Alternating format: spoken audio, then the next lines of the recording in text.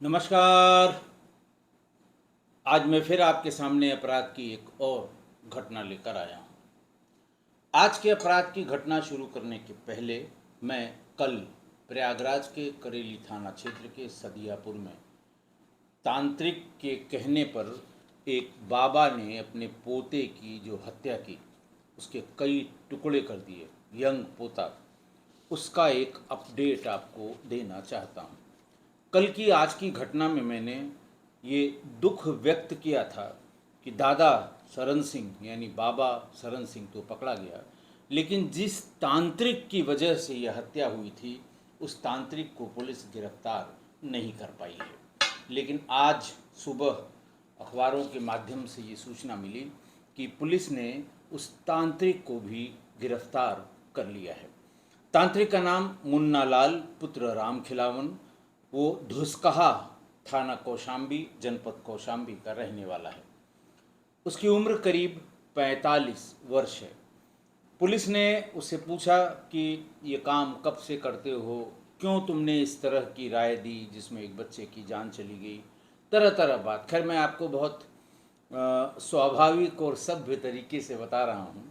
Police ने उससे कैसे पूछा होगा आप इसकी कल्पना भी आराम से कर सकते हैं। बहरहाल पूछताछ में उसने बताया कि उसकी मुलाकात सरन सिंह यानी जो पीयूष के बाबा थे, सगे बाबा पीयूष के बाबा से उसकी मुलाकात करेली के लेबर चौराहे पर हुई थी। लेबर चौराहा लगभग हर शहर में, खासकर बड़े शहरों में, मेट्रो सिटीज़ में सवेरे सवेरे 6 बजे से किसी एक चौराहे पर मज़दूरों का इकट्ठा होना जहाँ है वहीं पर उसको लेबर चौराहा कहते हैं, ताकि सवेरे छोटे मोटे काम के लिए, एक दो दिन के काम के लिए लोग वहाँ से मज़दूरों को ले जाते हैं। 2 दिन 3 दिन का काम करा के उन्हें वापस कर दिया जाता है। तो ऐसे ही लेबर चौराहे पर मुन्ना लाल की मुलाकात सरन सिंह से हुई। सरन सिंह ने अपनी समस्या बताई। वो उसी तांत्रिक के भेष में रहता था हमेशा, मुन्ना लाल। उसने बताया कि महाराज ये हमारे साथ दुर्घटना हुई है, मेरे लड़की और लड़के दोनों ने आत्महत्या कर ली है, मेरी समझ में नहीं आ रहा है, मेरी दुनिया उजड़ गई है, मुझे क्या करना चाहिए।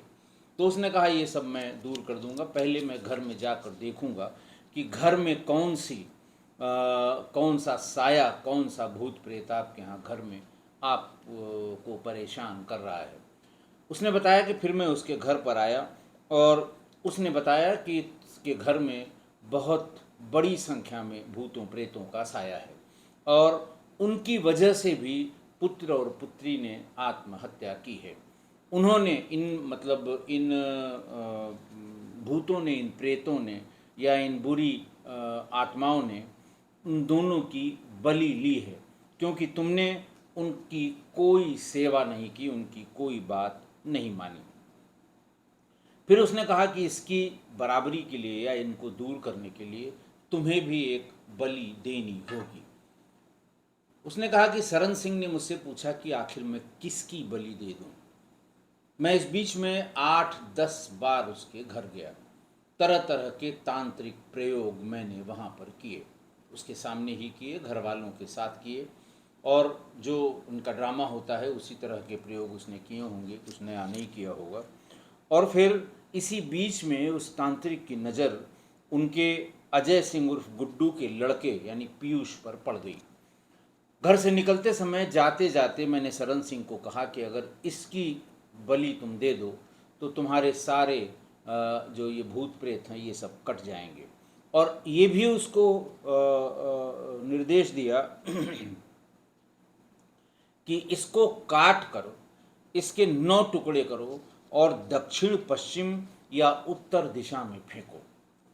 आरोपी यानी मुन्ना लाल ने बताया कि इस तरह का काम मैंने पहली बार किया है। मेरे गुरु ने मुझे इस तरह की तंत्र विद्या के बारे में बताया था और मुझे लगा कि इससे बढ़िया या इससे मोटा मुर्गा जिसे कहते हैं मुझे कभी नहीं मिलेगा, और इसी पर अपनी इस तंत्र क्रिया का एक्सपेरिमेंट कर लेते हैं।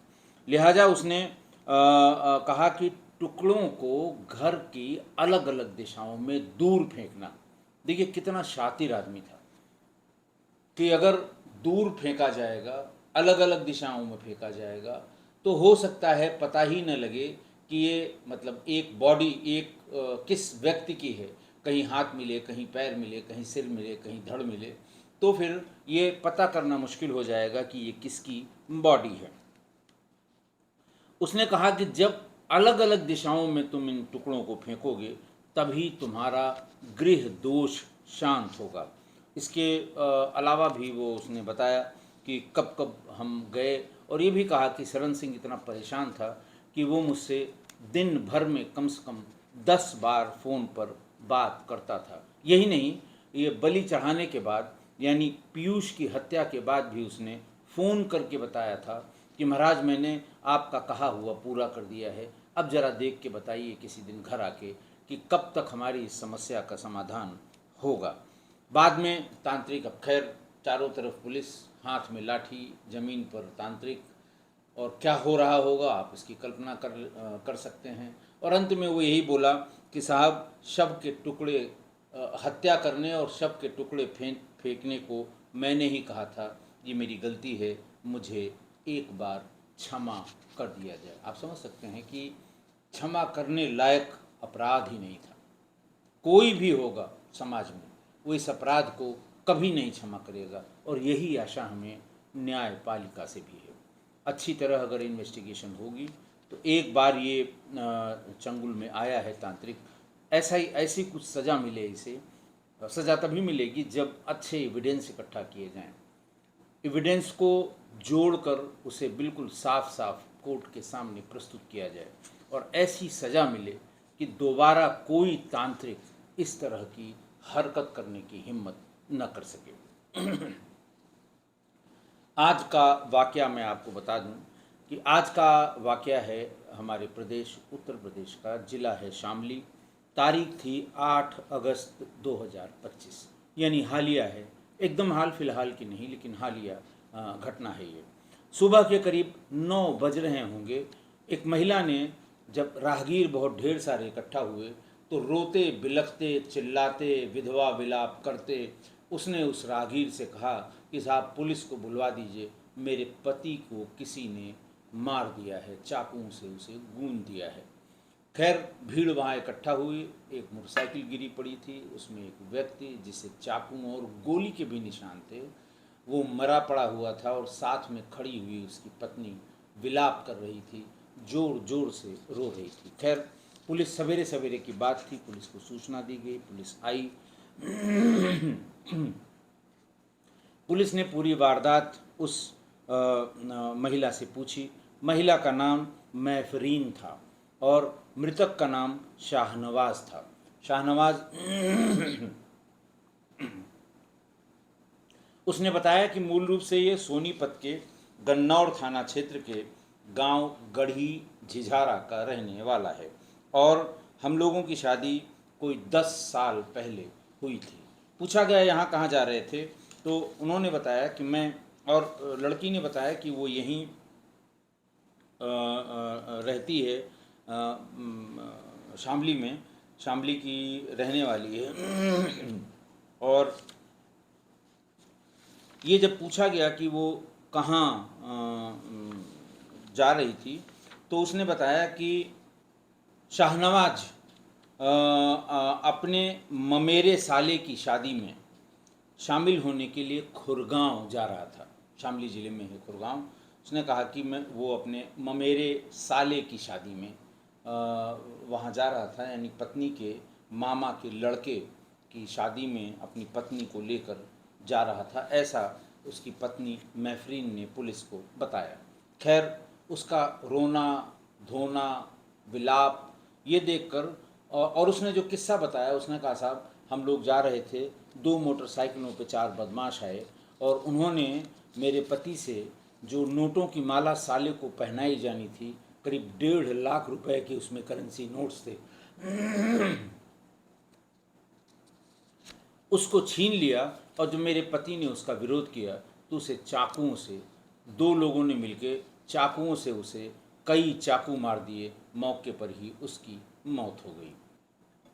जब पोस्टमार्टम रिपोर्ट आई तो पोस्टमार्टम रिपोर्ट में गोलियों के निशान भी शरीर पर थे, जबकि महफरीन ने कभी भी किसी भी बयान में ये नहीं बताया था कि लोगों ने मेरे पति पर गोली भी चलाई है। पुलिस को थोड़ा शक हुआ, लेकिन खैर पुलिस ने फ़ौरन सीडीआर की एनालिसिस शुरू की, और जैसे ही महफरीन की सीडीआर की एनालिसिस हुई तो पता लगा पिछले कई महीनों से वो एक नंबर पर पूरे पूरे दिन और पूरी पूरी रात बात करती थी। उसका जब फिज़िकली उसको वेरीफाई किया गया तो वो पता लगा कि उसका नाम तसव्वुर है, और तसव्वुर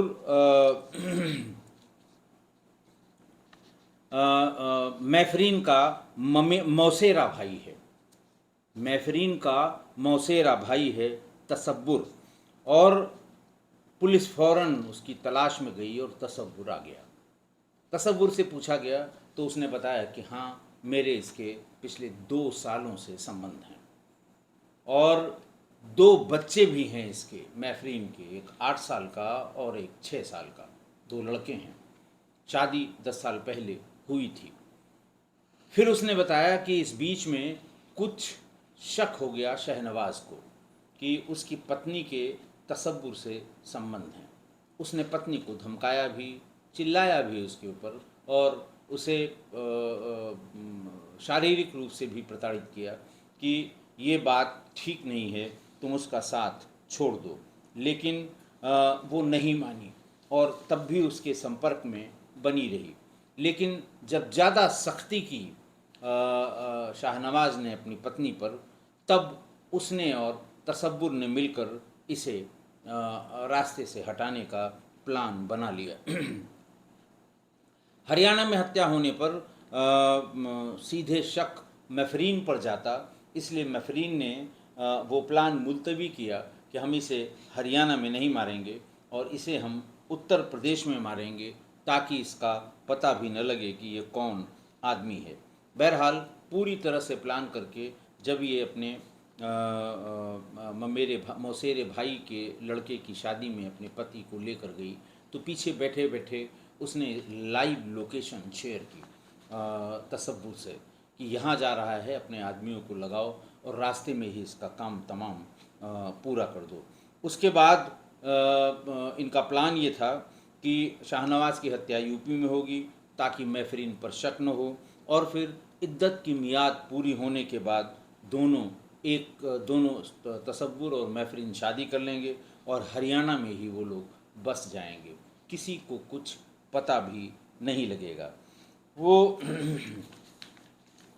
गोली न लगने के जिक्र पर पुलिस को संदेह हुए, जबकि उसको 3 या 4 गोलियां भी लगी थी। फिर जब संदेह हुआ, सीडीआर देखी गई, संदेह पुख्ता हो गया, लेकिन उसके रोने धोने, उसके विलाप, भीषण विलाप से पुलिस भी एक बार